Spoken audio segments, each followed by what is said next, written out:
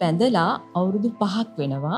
තාම අපිට දරුවෙක් නැහැ. අවුරුදු 15-20 නෙමෙයි ඊටත් වැඩිය තිබුණා. කිසිම ප්‍රශ්නයක් නැහැ. අපි ඒකට සැදී පැහැදී වගකීමෙන් බැඳිලා ඉන්නවා. මේ වගේ වයසින් මුහුකුරා ගිහින් දරුවන්ගේ සිහිනේ සැබෑ කරගන්න උණු මවක් ඔබට මුණ ගැහිලා තියනවාද? මට මතක හැටියට ඒ බිරිඳට අවුරුදු 44යි. පරීක්ෂණවල කොයි වගේ මුදල් වියදම් කරන්න වෙයිද? මුදල්මය වශයෙන් අසීරුතාවයක ඉද්දිත් අපි ඒගොල්ලන්ට උදව් කරලා ඒගොල්ලෝ අද දෙමව්පියෝ බවට පත් වෙලා ඉන්නවා.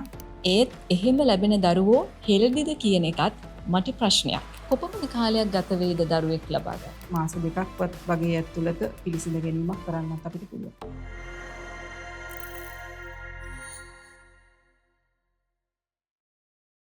ආයුබෝවන්.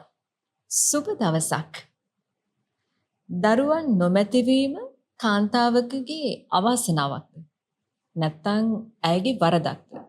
දරු සිහින සැබෑ කර ගැනීම වෙනුවෙන්ම වෙන් වූ දිවයිනේ විශිෂ්ටතම වෛද්‍ය මණ්ඩලයකින් සමන්විත වූ අතිනවීන වෛද්‍ය තාක්ෂණයෙන් යුත් අංගෝපාංග වලින් සමන්විත වූ පරිපූර්ණ රෝහල් පහසුකම් වලින් යුක්ත මේකමුව නවලෝක රෝහලේ සාපල්‍යතා හා IVF ඒකකයේ භාර ප්‍රධානී වෛද්‍ය අනෝමා ලියනගේ මහත්මියත් අද දවසෙත් මත් සමගින් කතා බහට එකතු වෙලා ඉන ඔබතුමියව බොහෝම ආදරයෙන් නිසා ගෞරවයෙන් යුතුව පිළිගනු ලබනවා.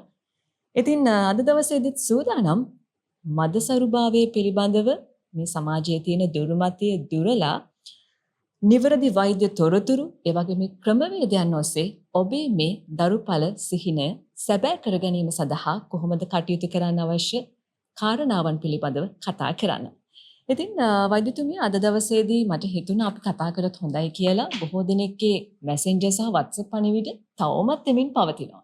ඉතින් අද අපි මාතෘකාව විදියට තෝරාගත්ත වයස කොහොමද බලපාන්නේ. ඒ වගේම සමහරුන් ඉන්නවා විවාහ ප්‍රමාද වෙලා කරගෙන තියෙනවා. ඒ වගේම මේ සමහර ප්‍රතිකාර ක්‍රම වලින් කොයි ආකාරයෙන්ද ඒ දරුවන්ගේ නිරෝගීභාවය තියෙන කියන ගැටලු තියෙනවා. ඒ කියන්නේ සමහරු කැමති ප්‍රතිකාර ක්‍රම වලින් හෝ කරන්න මේ දරුවන් ලබා ගැනීමේ අපේක්ෂාවෙන් ඉන්නවා. නමුත් ඒ ලැබෙනා වූ දරුවන්ගේ කොහොමද නිරෝගීතාවය කියන එක ගැටලුවක් තියෙනවා. ඉතින් ඒ මාතෘකාව ඔස්සේ තමයි දවසේ අපි කතා කරන්න බලාපොරොත්තු වෙන්නේ.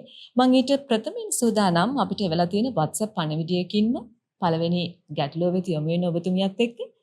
ඉතින් මට ලැබුණු WhatsApp පණිවිඩයක් මම ඉදිරිපත් කරන්න සූදානම්. අපි කසාද බැන්දී අවුරුදු 39න්. මගේ අධ්‍යාපන කටයුතු එක්ක තමයි විවාහය පරක්කු වුණේ. අපි ගොඩක් ආසාවෙන් හිටියේ බැඳලා අවුරුද්දෙන් වගේ දරුවෙක් හදන්න. ඒත් දැන් බැඳලා අවුරුදු 5ක් වෙනවා. තාම අපිට දරුවෙක් නැහැ.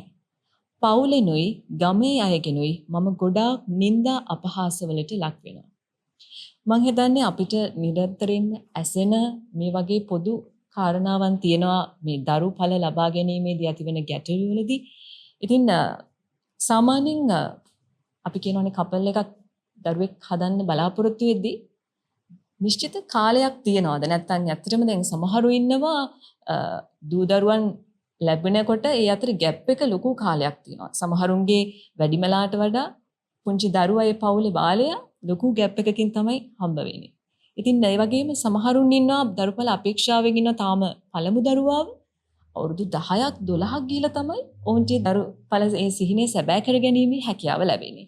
ඉතින් ඔබතුමියකින් මම අහන්න කැමති මේ වගේ අවුරුදු 10ක් 12ක් ඒ වගේ ලොකු කාලයක් බලාපොරොත්තු වෙමින් ඉන්න යුවලකට අවසාන විසඳුමක් විදියට අපිට කොයි වගේ දෙයක් ඉදිරිපත් කරන්න පුළුවන්? ඔව් හොඳ ප්‍රශ්නයක්.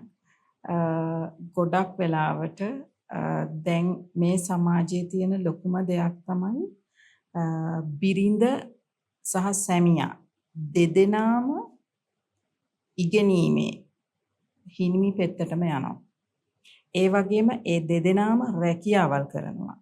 එතකොට ඒගොල්ලෝ අර කරට කර කියලා කියන්නේ අපි කරට කර ඒ தත්වෙටපත් වෙනවා. ඒ කියන්නේ ඉගෙනීම අතින්ද රැකියාව අතින්ද ගොඩක් වෙලාවට සමහර පවුල්වල ස්වාමි පුරුෂයට වැඩිය බිරිඳ ලොකු උසස් තනතුරු දරන්න පුළුවන්. ඒ යනකොට එයා චුට්ටක් ඒක ප්‍රමාද කරන්න පුළුවන් දරුවෝ ලැබෙන එක. එතකොට අන්න ඊට පස්සේ තමයි අර මම කලින් එක දවසක් ඔයත් එක කිව්වා වගේ ආපස්සට හැරිලා බලද්දි සල්ලිත් තියෙනවා, තනතුරුත් තියෙනවා. හැබැයි මම අම්මා කෙනෙකුත් නෙමෙයි තාත්තා කෙනෙකුත් නෙමෙයි. අන්න ඒ වගේ තැනක් තමයි ඔය වෙලා තියෙන්නේ. ඉතින් එතකොට කරන්න තියෙන හොඳම සුදුසුම දේ තමයි මම කියන්නේ මමගේ නවලෝක මීගමුව නවලෝක රෝහලේ IVF සෙන්ටර් එක ෆර්ටිලිටි සෙන්ටර් එකට ඇවිල්ලා විශේෂඥ වෛද්‍යවරයෙක් ලවා ඔබගේ ගැටලුවට හැකි ඉක්මනින් පිළිතුර ලබා ගන්න. අවුරුදු 10 12 නෙමෙයි අවුරුදු 15 20 නෙමෙයි ඊටත් වැඩිය තිබුණා කිසිම ප්‍රශ්නයක් නැහැ. මං කිව්වේ මොකද්ද ගැටලුව දෙන්නගේ තියෙන. ඉස්සෙල්ලා ඒක ගැන සාකච්ඡා කරලා ඒකට අවශ්‍ය අති නවීන පහසුකම් ක්‍රම දැන් තියෙනවා. ඒව ගැන පොඩ්ඩක්වත් ගැටලුවක් කරගන්න අවශ්‍ය නැහැ. ඒක නිසා ඒ වගේ අයට මට කියන්න තියෙන්නේ එන්න මීගමුව නවලෝක රෝහලේ ෆර්ටිලිටි සෙන්ටර් IVF සෙන්ටර් එකේ ඇවිල්ලා ඒකට අදාළ ඒකට සම්බන්ධ විශේෂඥ වෛද්‍යවරයෙක් ලවා ඔබට ඒ සේවාව ලබා ගන්න පුළුවන්. අපේ අනෝමා වෛද්‍යතුමියට මං හිතන්නේ දහස් ගණන් එනවනේ මේ මව් පදවිය පිය පදවිය අපේක්ෂාවෙන් ඉන දෙමව්පියන් හමු වෙන්න එනවා. ඉතින් ඔවුන් ඇවිල්ලා ඔවුන්ගේ ඒ අවශ්‍ය පරීක්ෂණ කටයුතු කරලා අවශ්‍ය වෛද්‍ය උපදෙස් ලබාගෙන ඔවුන්ගේ ඒ දරු සිහින සැබෑ කරගෙන තියෙනවා. ඉතින් මීගමුව මේ නවලෝක රෝහලට පැමිණලා තිබුණු මේ වගේ වයසින් මුහුකුරා ගිහින් ඒ දරුපල ඒ දරුවන්ගේ සිහිනේ සැබෑ කරගන්න උණු මවක් ඔබට මුණ ගැහිලා තියනවද? නැත්නම් මේ මතකයක් ඔබට තියෙනවද කොයි වගේ? අපොයෝ එකක් දෙකක් නෙමෙයි ගොඩක් සංඛ්‍යාවක් ඉන්නවා.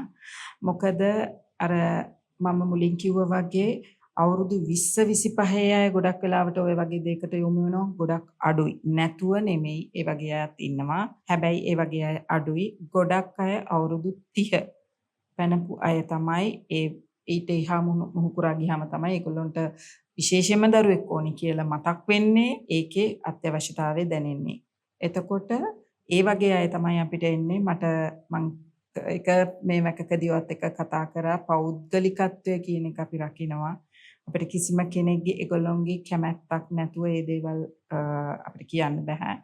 ඒ වුණාට මට හරිම සංවේදී තැනක් තියෙනවා. මගේ යුනිට් එක සම්බන්ධ සිස්ටර් හරියට ඒ කපල් එක ගැන උනන්දු වෙනවා. මට මතකයේ හැටියට ඒ බිරිඳට අවුරුදු 44යි. ස්වාමි පුරුෂයාට අවුරුදු 47ක්. I think ඔබ අර පැවසෝ වගේ සමහර වෙලාවල් වලට ඒගොල්ලන්ට එක ගැන දැනුමක් නැති අය. ගොඩාක් දුර බැහැර. I think රජයේ රැකියාවක් කරනවා ඒ ස්වාමි පුරුෂයා උනට ඒක ගැන සම්පූර්ණ දැනුමක් තිබුණ නැතුව අය. තව තැනකට ගිහිල්ලා අතරමං වෙච්ච ඒ කපල් එක ඒගොල්ලන්ට තිබුණු මුදල්මය වශයෙන් අසීරුතාවයක ඉද්දිත් අපි ඒගොල්ලන්ට උදව් කරලා ඒගොල්ලෝ අද දෙමව්පියෝ බවට පත් වෙලා ඉන්නවා. තාම ඩිලිවර් එක කරේ නැහැ, බබාව ලැබුණේ නැහැ. ඒ මව පිළිසිඳගෙන තියෙනවා. ඒක තමයි මට මේ මෑත කාලේදී මතක් වෙන සංවේදීම සතුටුම කාරණේ. කියන්නේ මම ඒක ගැන ඇත්තටම හරියට වර්ණනා කරා. ඉතින් ඒ ගැන මම මගේ විශේෂඥ වෛද්‍යවරුන් සියලු දෙනාටම මේ වෙලේ අවස්ථාවක් කරගන්නවා. ගොඩාක් ස්තුතියි කියන්න. මොකද අපේ සහයෝගය ගොඩක් අවශ්‍යයි. ඒ කියන්නේ මම ඉස්සෙල්ලත් කිව්වා අපේ ලැබ් එක එම්බ්‍රියොලොජි ලැබ් එක and ඇන්ඩ්‍රොලොජි ලැබ් කියලා දෙකක් තියෙනවා. ඒක අපේ කාර්ය මණ්ඩලයේ සහයෝගය, තියටර් එකේ වැඩවල සහයෝගය, ඒ මොන දේ තිබුණත් මම ඇත්තටම මේක අවස්ථාවක් කරගන්නවා මගේ කන්සල්ටන්ට්ස්ලට. thank you so much ඒ ඔබ දෙන සහයෝගයට. හොඳයි වෛද්‍යතුමිය ඒ පැහැදිලි කළා වගේම මට එතනින් තවත් අවසාන වශයෙන් අහන්න ගැටලුවක් මතුවුණා. ඉතින් ඔබ දන්නවා අනිවාර්යයෙන්ම නවීන තාක්ෂණයත් සමග තියෙන අංගෝපාංග වලින් යුක්ත සම්පූර්ණ රෝහල් පහසුකම් තියෙනවා මේ මීගමුව නවලෝක රෝහලේ.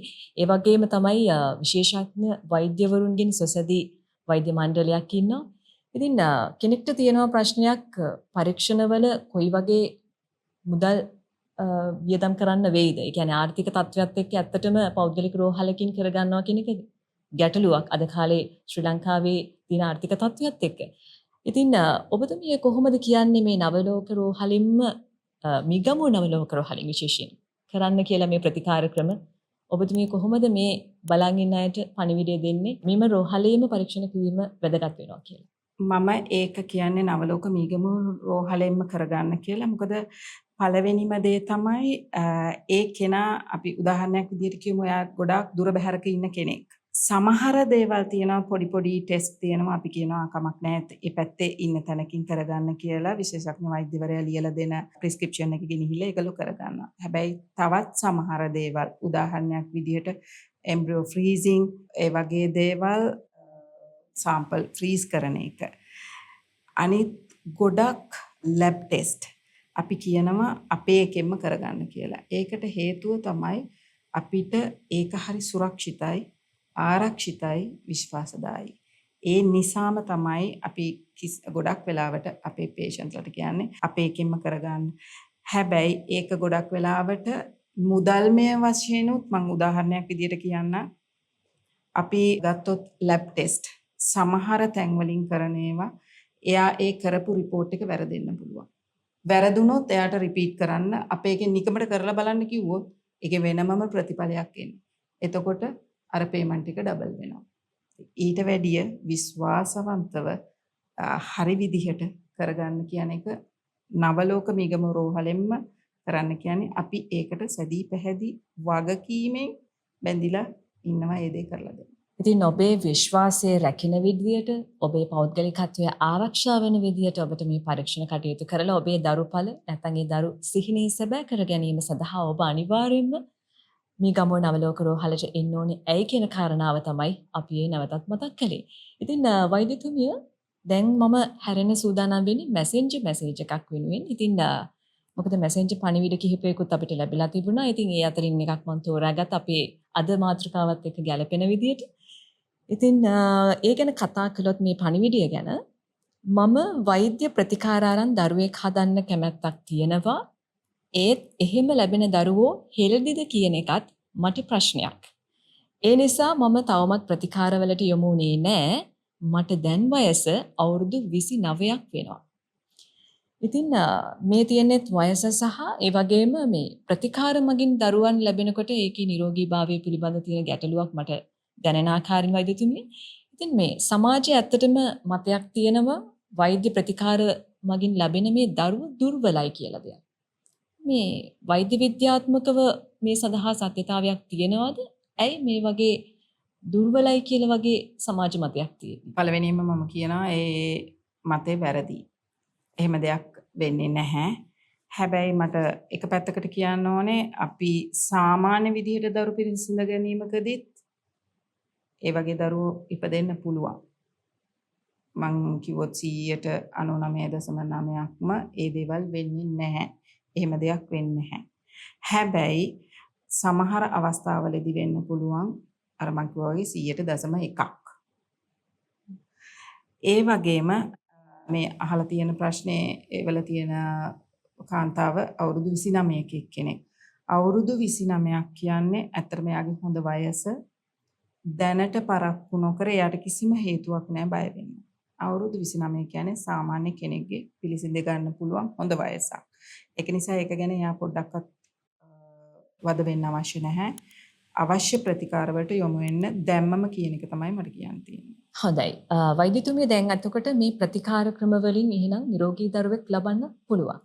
එතකොට මේ ප්‍රතිකාර ක්‍රම වලින් කොපමණ කාලයක් ගත වේද දරුවෙක් ලබා ගන්න? අනිවාර්යයෙන්ම නිරෝගී දරුවෙක් ලබා ගන්න පුළුවන් ඔබට. ඒක නිසැකවම මට පවසන්න පුළුවන්. දෙවෙනි කාරණය ඔබ අහුව විදිහට කොපමණ කාලයක් යනවද? කාලය තීරණය වෙන්නේ එක එක්කෙනාගේ සෞඛ්‍ය තත්ත්වය මත. විශේෂයෙන්ම ඒ කෙනාගේ මාසික සුද්ධ වීම මත තමයි අපි ඒ හැම ප්‍රතිකාරයක්ම පටන් ගන්න. ඒ අනුව ඒක ඩිපෙන්ඩ් වෙනවා. හැබැයි ඔය කියන කාරණා මුකුත්ම නැතුව මාස දෙකක්වත් වගේ ඇතුළත පිළිසිඳ ගැනීමක් කරන්නත් අපිට පුළුවන්. ඉතින් අවසාන වශයෙන් මම අහන්න කැමතියි මේ අනුම වෛද්‍යතුමිය නියෝජනය කරන්නේ මේ ගම නවලෝක රෝහල. ඉතින් මේ නවලෝක රෝහලෙන් කාර්ය මණ්ඩලය සහ ඔවුන්ගේ පළපුරුද්ද කොහොමද කියන එක අනිවාර්යයෙන්ම ඔබට තියෙන ගැටලුවක් වෙන්න පුළුවන්. ඉතින් ඔබතුමිය ගැන පැහැදිලි කළොත් මගේ කාර්ය මණ්ඩලය කිව්වහම විශේෂයෙන්ම මගේ යුනිට් එකේ විශේෂඥ වෛද්‍යවරුන් නම්බර් 1 ඒගොල්ලෝ ගොඩාක් අත්දැකීම් තියෙන විශේෂඥ වෛද්‍යවරුන් පෙළක් තමයි අපි ගාව වැඩ කරන්නේ. ඒ වගේම මගේ කාර්ය මණ්ඩලය ලොකු අත්දැකීම් තියෙන අවුරුදු ගණනාවක් ඒ සේවයේ යෙදිලා සිටපු අය තමයි ඒකට ඉන්නේ. තුන්වෙනි එක මම ඉස්සෙල්ලත් කිව්වා අපේ තියෙනවා ලැබ්ස් දෙකක්. ඇන්ඩ්‍රොලොජි ලැබ් එක and embryology lab එක. ඒකේ embryologist and andrologist කියන ඒ දෙන්නම ගොඩක් හොඳ අත්දැකීම් තියෙන සාර්ථක ප්‍රතිඵල ළඟා කර දුන්නු දෙන්නේ. ඒකෙදී මට කියන්න කැමති 80%ක් අපේ පොසිටිව් රේන්ජ් එක තියෙනවා කියලා. ඉතින් අද දවසේදීත් මේ ආකාරයෙන් ඔබට තියෙන ගැටලු පිළිබඳව කතා බහ කරන්න මාත් සමගින් එකතු වුණු මේ ගමුව නවලෝක රෝහලේ සාපල්‍යතා හා IVF ඒකකයේ බාර ප්‍රධාන වෛද්‍ය අනෝමා ලියනගේ මහත්මිය ඔබතුමියට බෙහෙවින්ම ස්තුතියි. අද දවසේත් අපිත් සමග එකතු වෙලා මේ කරුණු කාරණා කතා බහ කරාට. ඉතින් දරුඵල ලබා ගැනීමට බලාපොරොත්තු වෙන ඔබට නැත්තම් මේ දරුවෙක් නොමැතිකම ඔබගේ තියෙන අවාසනාවක් හෝ නැත්නම් ඔබගේ වරදක්ද කියන ප්‍රශ්නයට මම හිතන්නේ පිළිතුරු ලැබෙමින් පවතිනවා. ඉතින් මේ වරදකාරී බව දැනෙන ඔබට නැත්තම් ඇයට ඔබ දෙපළටම පුළුවන් Messenger හෝ WhatsApp මාර්ගයෙන් ඔබේ තියෙනා වූ ගැටලුව අපිට ඉදිරිපත් කරන්න. මම නැවතත් මතක් කරන්නම් ඔබට ඒ දුරකථන අංකය WhatsApp අංකය ඔබට පුළුවන් 077 759 60.2 හරහා ඔබට තියෙන ගැටලු WhatsApp මාර්ගයෙන් අපිට එවන්න. ඒ වගේ මේ තිරේ දේශ වෙන වෙබ්සයිට් එකට ගිහිල්ලා ඔබට පුළුවන් තවදුරටත් තොරතුරු දැනගන්න. ඉතින් එසේනම් අපි දැනුම බෙදන තවත් වීඩියෝ එකකින් හමු වෙන බලාපොරොත්තු වෙන සමුගන්නවා. ඔබට සුබ දවසක්.